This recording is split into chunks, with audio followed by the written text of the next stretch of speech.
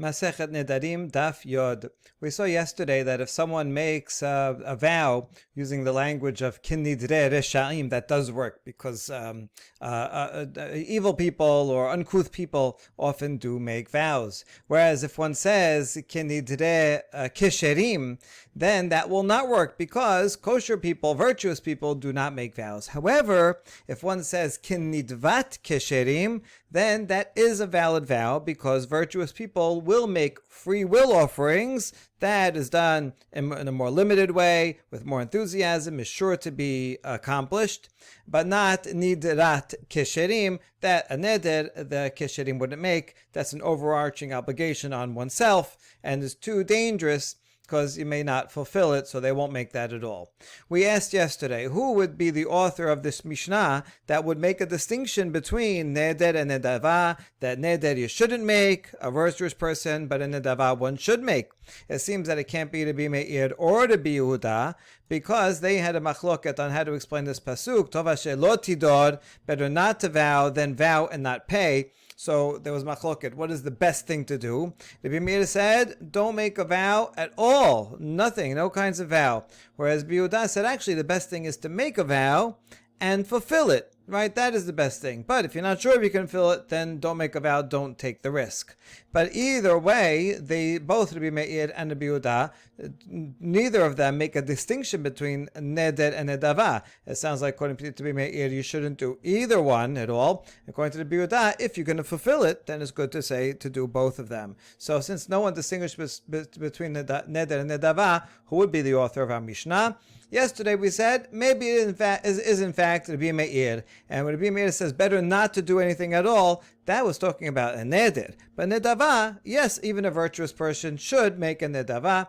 That was one answer. And now we're going to explain it according to the Yehuda. Even though he says it's good to make when he said it's good to make a vow, that was only talking about a nedava. But a neder, he would say, you're right, better not to take one at all. Okay, so that's our second answer here. Our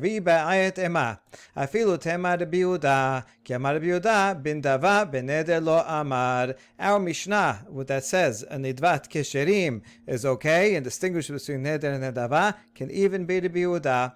When Rabbi Yehuda said it's good to vow and fulfill, that's only for a free will offering. But if it's going to make a vow, he did not say that, better not to make a vow at all.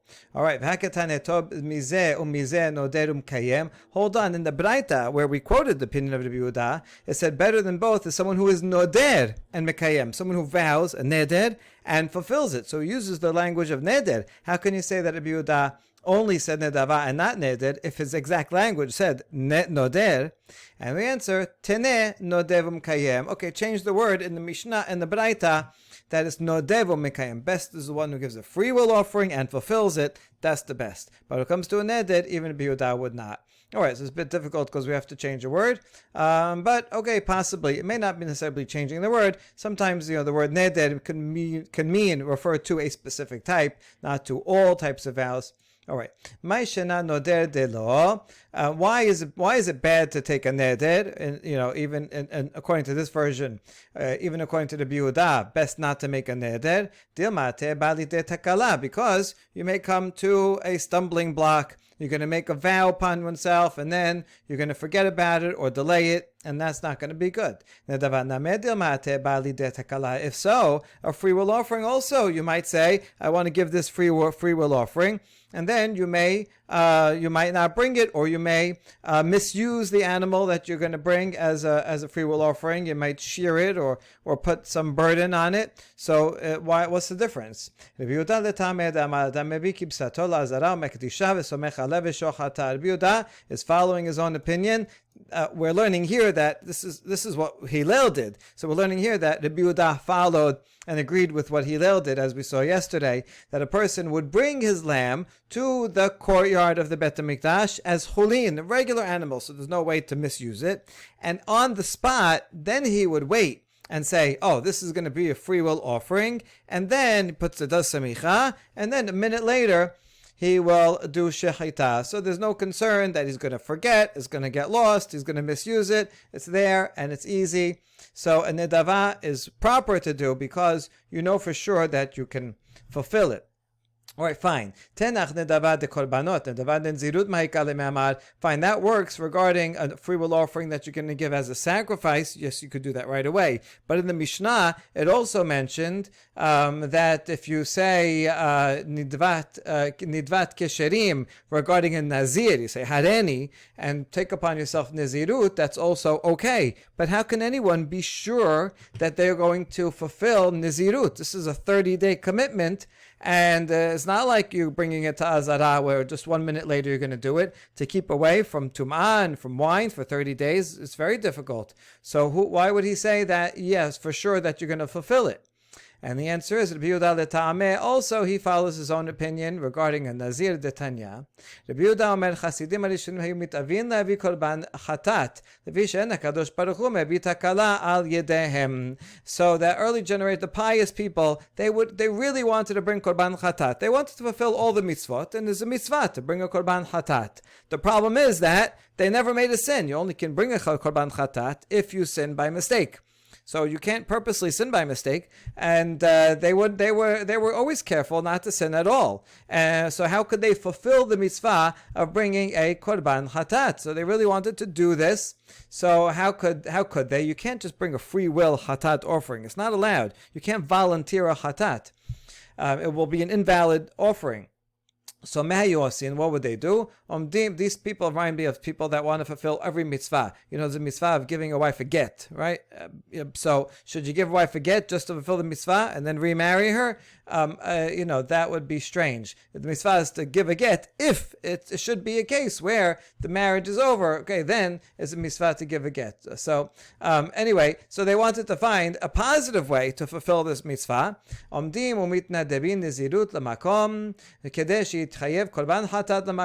So they would become a nazir and devote themselves as a nedava. I'm going to be a nazir, so that at the end, part of the concluding ceremony is that what a nazir brings a korban chatat. So here you get a chance to bring korban chatat, not by sinning or doing anything bad, but because that's part of the standard procedure. And so we're talking about these types of people who, you see how righteous they were. So if they're doing it for that reason, these great righteous people, surely they would fulfill their nazir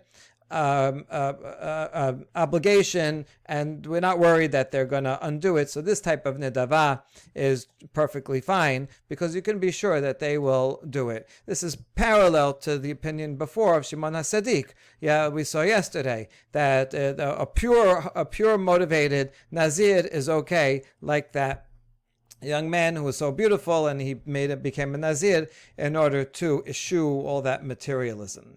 Rabbi Shimon Omer, lo nadru benazir ela haroseh lehavi ola ומתנדב ומביא, שלמי מתנדב ומביא, תודה וארבעה מיני לחמה מתנדב ומביא. ארבעה בנזירות לא התנדבו, כדי שלא יקראו חוטאים, שנאמר וכיפר עליו מאשר חטא על הנפש. Rabbi Shimon disagrees with Rabbi Yehuda over here, and he said the righteous people would not make themselves nazir. No, they're not going to make a nazir just to bring a chatat. The other things they could bring, if they wanted to bring an olah, they would give a free will offering. I'm going to bring myself an olah. That's permitted. They would wanted to bring a shelamim. They would give a free will shelamim. They would donate it, and they would bring it. Korban todah, with the 4 types of bread. When you bring korban todah, you have to bring 40 loaves with it, 10 from chametz, 10 and the other 30 of different types of matzot, made out of matzot, made of wafers, deep boiled. So they would bring that with the 4 types, and you want to bring that, you can donate it and bring. But to be a nazir, if the righteous people did not volunteer to be a nazir, because then they would be called a sinner, as the pasuk says that he had to bring at the end of his he had to bring an offering to atone for himself, right, for the sin that he did. So therefore, since you see that a nazir is called a sinner, the righteous people would not volunteer to do that just so they could bring a korban chatat. Amar Abaye, Shimon HaSadik v'Rabbi Shimon v'Rabbi Elazar HaKapar kulan shita achat hen the Nazir hoteh haveh. Abaye, after reading, noting Rabbi Shimon that said this, is going to notice is a pattern. Shimon HaSadik, that's with the story we said yesterday. You said, I would never eat from the Asham offering of a Nazir. Nazir, they do this, they decide rashly to become a Nazir, and then they become a Tameh, and then they regret that they ever were a Nazir. Their Korban is not even valid because usually they're not even a good Nazir. So Shimon HaSadik, he was against people making themselves a Nazir. He thought it was a negative. Rabbi Shimon, we just saw. Rabbi Elazar ben Kapar, we're about to see. They all agreed with one thing, that a Nazir is called a sinner. Shimon HaSadik, Rabbi Shimon had Amaran. We just saw Shimon HaSadik yesterday, and Rabbi Shimon we saw right here. Rabbi Elazar ben Elazar HaKapar, Rabbi Detanya. Rabbi Elazar HaKapar, Rabbi Omer. V'chiper alav me'asher hata al hanafesh. V'chi be'ezo nefesh hata zeh. So this is the pasuk, here it is in Sefer B'Midbar, that if a Nazir becomes Tameh, so he has to wait 7 days, and on the 8th day he brings a Korban, and he brings one the Hatat, v'echad le'olah, and he makes atonement from what he sinned on the person. So what is this? Al hanafesh. Who is he making an atonement for? Who did he sin against? He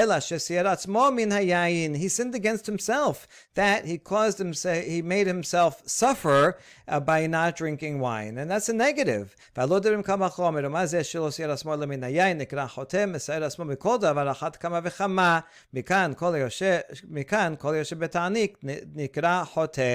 might think it's a good thing to have abstinence, but no, that's not the Torah's way. You're not allowed to eat that which is forbidden to you, but that which is permitted to you. Hashem gave it to you. It's a great blessing. You go to your grandmother's house and you say, no, I'm abstaining. I'm not going to eat. She'll be very upset. I made all this food for you. I gave you this blessing, right? Then you have to enjoy it. So everything that Hashem forbade is forbidden, but those things that Hashem gave us as a blessing, that's wonderful to enjoy. Say a beracha on it, use it, kedushify it, have it on Shabbat, have a nice Oneg Shabbat, all wonderful things. And therefore, the person who, maybe because he was in such a bad state, he's an alcoholic, he can't control himself, and he has to do it. So there could be cases where one has to go to an extreme, but that's not an ideal. It's not for overall a positive. And we learn from this a kal vachomer. Look, a Nazir who prevents himself only from one thing, just from wine, he's called a sinner. What about people who take upon themselves even greater abstination, and someone who fasts a lot? Not just on the required fast days, but he takes upon himself more fast days. That person is considered a sinner, right? He's not helping anyone by making himself fast. If you want to be extra pious, go and do more chesed, do good things. Fasting just to make yourself suffer, that's a way of other religions do that. But as according to these opinions, that person is called a sinner. V'haden keda benazir tameh ketiv. Hold on, that pasuk we object. That you're quoting here, that's talking about a Nazir who became Tameh. That guy is a sinner because he took upon himself an obligation not to be Tameh for 30 days. He wasn't so careful. He became Tameh. That's his sin. Maybe that's what it's talking about. But a Nazir who fulfills his 30 days without incident, that maybe that person would not be a choteh. How can you learn from the Nazir who's interrupted to a Nazir who fulfills? Mishum deshana b'chayatu. No, this guy is called a Nazir. This one who becomes tameh is called a sinner because he repeated his sin. He did bad enough that he became a Nazir in the first place. Now he didn't even fulfill that, and he's going to start all over again and have to be a Nazir again. So this pasuk is not coming to say that he is a Nazir, only he's a sinner because he interrupted and became tameh. He was already a sinner, and now he's a double sinner for now having to be a Nazir twice.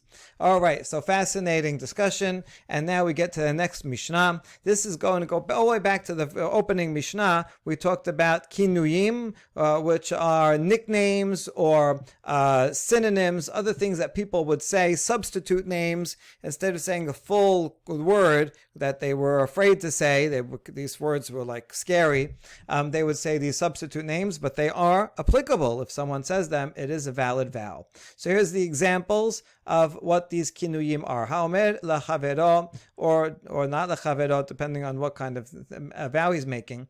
Konam, konach, konas, hare elu kinuyim lekorban. The standard formula for making something prohibited is you say, this bread is prohibited like a korban. It could be prohibited to me if he's making it by himself, or if he wants to make his bread prohibited to someone else, right? This bread is prohibited like a korban to you. So now this does not make it a korban. It does not become holy in that sense that you have to give it to the Bet HaMikdash, but rather it becomes prohibited just as a korban, an animal. Once it's sanctified, until you sprinkle the blood, it's prohibited. So too, I'm using that power, that idea of a korban, and transferring it to a vow. That's a full language of a vow if you use the word korban. But people would prevent themselves from saying the full word korban and instead use other words like if someone says heck instead of hell, and it means the same thing, but it's still it's not such a strong, not such an offensive language. So too, people would replace korban with konam, konach, or konas. You see that they all kind of sound somewhat similar, not really, to the word korban. The Gemara is going to discuss, are these just variations of korban, or maybe they come from other languages that other people would use to say these types of things, and so that's why they are prohibited. Okay, that's category one. Next one, cherek, cheref, hare elu kinuyin lecherem. Now the word cherem functions in a similar way to korban. One could say this item is cherem, and officially that would mean you actually have to donate it to the Bet HaMikdash. And if the context is clear that that's what he means, then he may actually have to donate that item to the Bet HaMikdash, like if he makes it a korban. But one can also use the word cherem to make a prohibition, right? This bread is going to be prohibited to you as a cherem, then that would work the same as the korban of making a vow of prohibition against myself or against others. So these are other words, cherek, cherech, cheref, other words that sound like cherem. You'll notice that these words are actually very negative words. Cheref is like a curse. Cherek, something that creaks. These are pretty negative words. I think the Mishnah, the book, The Soul of the Mishnah by Yaakov Nagen, suggests that these words are purposely negative types of words, paziach, unsettled, because it's showing that vows in general are a negative thing, and thereby using negative words with negative associations to be the replacements of vows. So this adds to the idea that, like we saw in the previous Mishnah, evil people do this. This is low life, low level language that are used for vows. Try to keep away from these. All right, so those are cherem. Nazik, naziach, paziach, hare elu kinuyim linazirut. If someone says these words, and this was all like a nazir. Officially, you'd say hareni nazir, but if you didn't want to say that word, the substitute words would be like these. It's the same nun zayin, but you replace the resh with the kof, with the chet, or even more different, paziach. This is a negative like pachaz kamayim. You have to switch around the letters. But okay, so these are folk substitutes. Shibuta shikuka noder bemohi hare elu kinuyim lishvuah. Instead of saying a full word shivuah, people would say shivuta. Or shikuka. These are similar to the way we would say shakai instead of saying Hashem's name shin daled yod. So we would use substitutes not to say Hashem's name. So too these became holy words because they create a real obligation.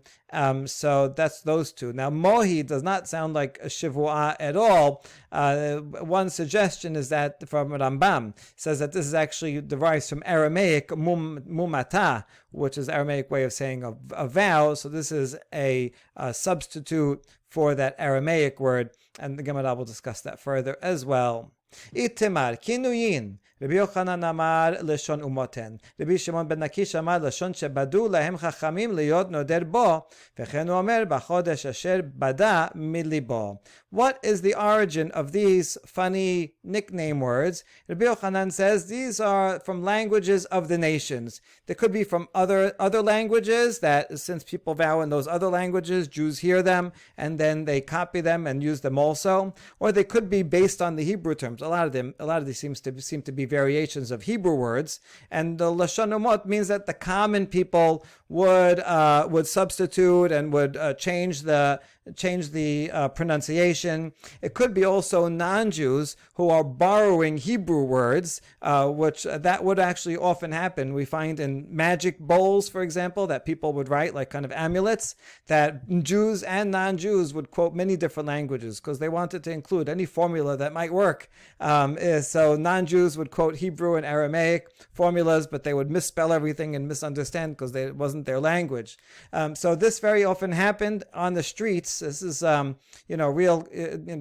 reality of the situation. So Rabbi Yochanan says all these words come from the streets, from regular people, Jews, non-Jews interacting and coming up with these words. Although everyone understood that these words mean what they mean, that they're a language of vow, and that's why they are effective.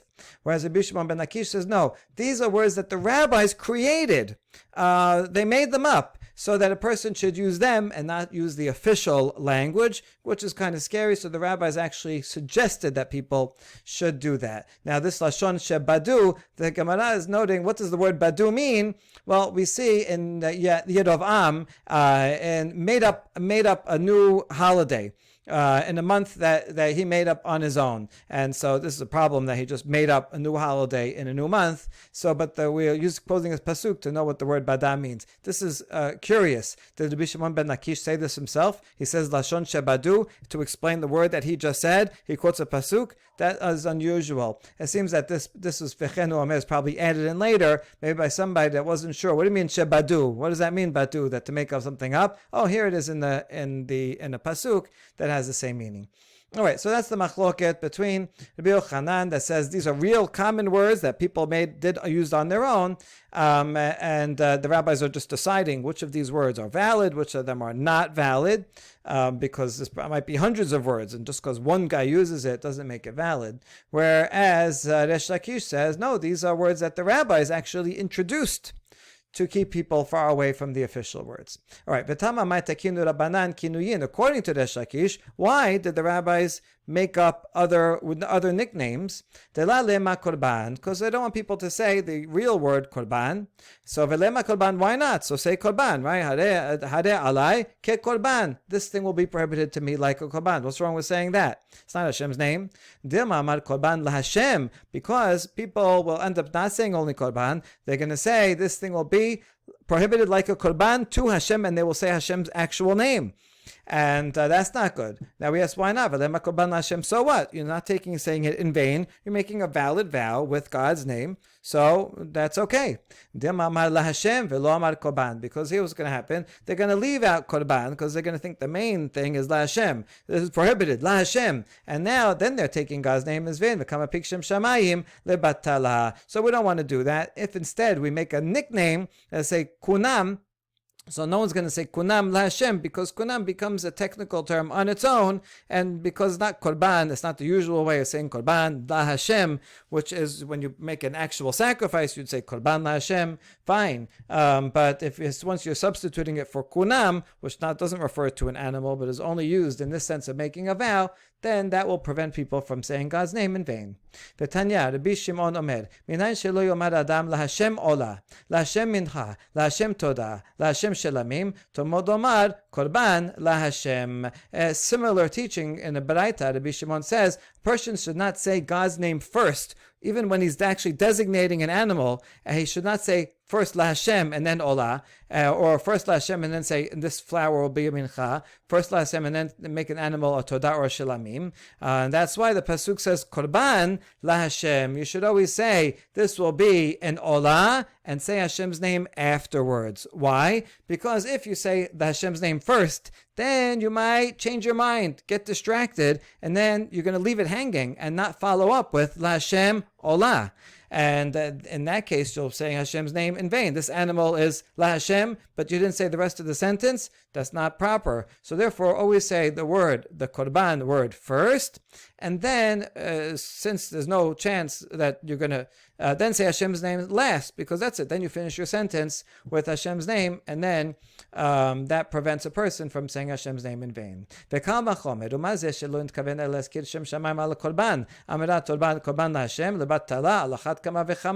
now we can learn from this. Look at this person who's doing something proper. His intention was to say the name of God for an actual korban, and that's permitted. And even so, the Torah says, be careful. Don't say Hashem's name first, just in case you get interrupted and you don't finish the sentence. And so all the more so, if a person is not making a korban, he's making a vow, so how much more so one should be careful so that he doesn't say Hashem's name in vain. And that's the reason why, according to the Shlakish, they introduced these nicknames to keep people far from saying Hashem's name. Now that we know that machloket, we wonder, is the machloket between the Rabbi Yochanan and the Shakish parallel to the following machloket? Bet Shammai omerim kinuye kinuyim asurim, Bet Hillel omerim kinuye kinuyin mutarim. Bet Shammai says nicknames of nicknames. Sometimes you have people that have one name, they get a nickname, but then they get a nickname of the nickname. How'd you get to there? Could be far away. So Bet Shammai says even substitutes of substitute words still make a valid vow, and whatever he's vowed would be prohibited. Whereas Bet Hillel says nicknames themselves, yes, those make a real vow, but nicknames of nicknames, substitutes of substitutes, they do not. The vow is invalid, and whatever he says is permitted. Okay, my love. Man damar kinuye kinuyim asurim kasabar kinuyin lashon umot kasabar kinuyin lashon umoten.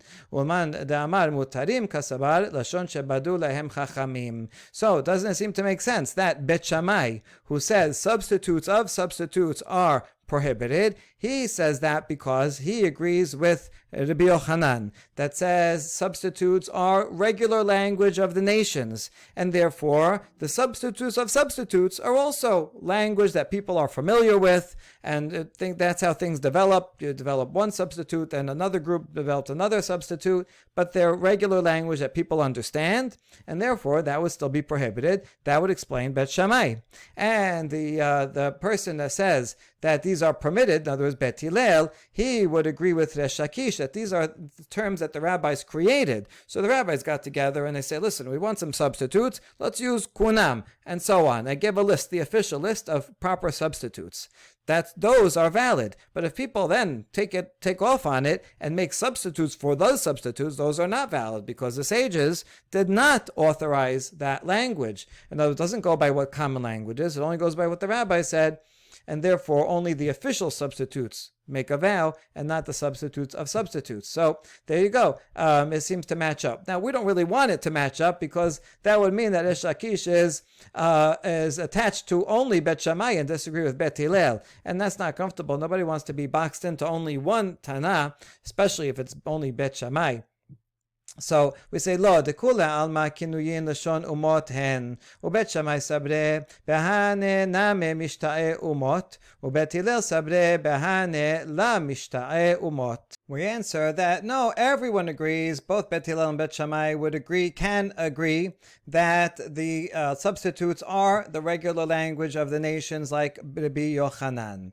But Bet Shammai thinks that, and the nations also use that language. They substitute and other substitutes for substitutes. That became normal language, and therefore it's a valid vow. And Bet Hillel says, no, the nations people do not use substitute for substitutes. There's a very few people here and there that use them, but these are not common, and since they're not common, they do not create a valid vow.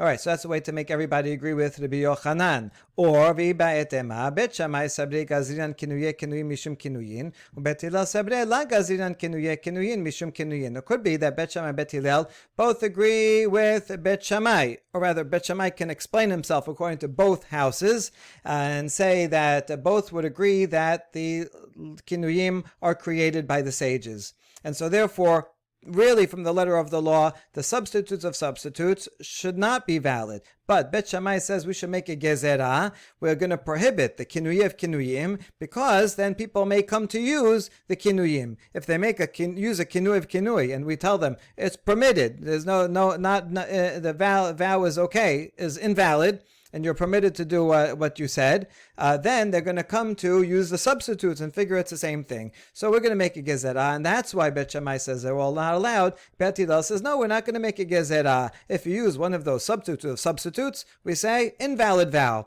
And then if they use a substitute, we'll tell them that one is a valid vow. You have to have an official list that the rabbi said, and the other ones are okay. Hechidami kenuye kenuyim dindarim Tane Rav Yosef mekanamna mekanachna mekanasna. So these are substitutes for kunam, which are substitutes for korban. So you have korban is the original word, konam, konach, konas are the substitutes, and these are substitutes of substitutes. Hechidami kenuye kenuyim kinuyin decherem. How about the word cherem is the official word? What are the substitutes of substitutes? Taneh, mafsha'a, harakim, harakim, harafim. Mafsha'a, the name of a sage, says it's these three words would be for substitutes of substitutes for cherem. Kinuye kinuyim de nizirut. Taneh Rav Yosef, mehazakna, menazachna, mafichna. That would be these three words are substitutes of nazir. Ibayelehu, mifhazna mai, mithazna mai, mitazna mai. What about these three words? Would they be valid or not? Amar le Ravina Rav Asher, kinma mai, konam kamar or dilma kinnemon besim kamar. So a further question, how about kinma? Is that like a kunam? It sounds kind of like a kunam. The problem is that kinma also sounds like cinnamon, kinnemon. So, if it sounds more like an actual word that we know, then it's less likely to be valid as a vow, because, this will be like cinnamon. So then you didn't say anything at all. All right, we don't answer any of these questions. Amar le Rav Acha bered Rav Chaya le Rav Asher, kina mai, kina shotan nedgolin kamar, or dilma leshon de konam, tiba. Someone says kina. So do we say that that's a language that's like konam and would make a vow? Or maybe it means a chicken coop, because it sounds like kina shel tanegolin. We leave that question open. Kinuye kinuyim deshbuah hechidame shibuel shibutiel shekukael. We go back to our list of substitutes for the word shivuah would be these three words. Now we ask, shivuel, the first one, shivuel ben gershom mashma. That's actually an actual name. It appears in Divrei Yamim. So anything that's an actual other word cannot be the sound of a vow, because that's just a regular word. It's a name. It's something that we will associate more with this name than with a vow. Ela shebubael. So change the question. Not shibuel, that we know, but shebubael, shebutiel, shikukael mahu. Amar Shemuel.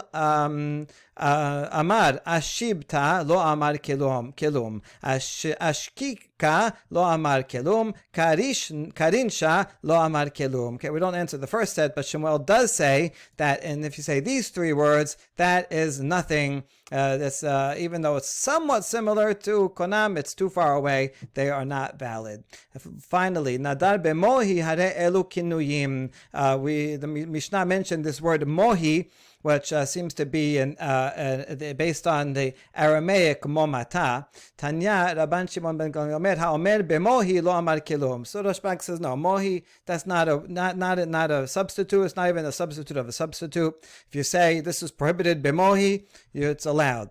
Bemomata de amar bemohi hare elu kinuyim l'shvuah. But if he says bemomata, which is the full Aramaic word that says a vow, so by an oath that mohi says, said, Mohi by itself may be a substitute for Moshe's, for the word Moshe. So by a vow that Moshe said, in that case, it would be a vow because he is using the language of Momata together with this Mohi that sounds like Moshe, and that, even though that doesn't make so much sense and is not an original formula, but it is a substitute formula, and by saying that formula, one would create an effective vow. Baruch Adonai Leolam, Amen ve'Amen.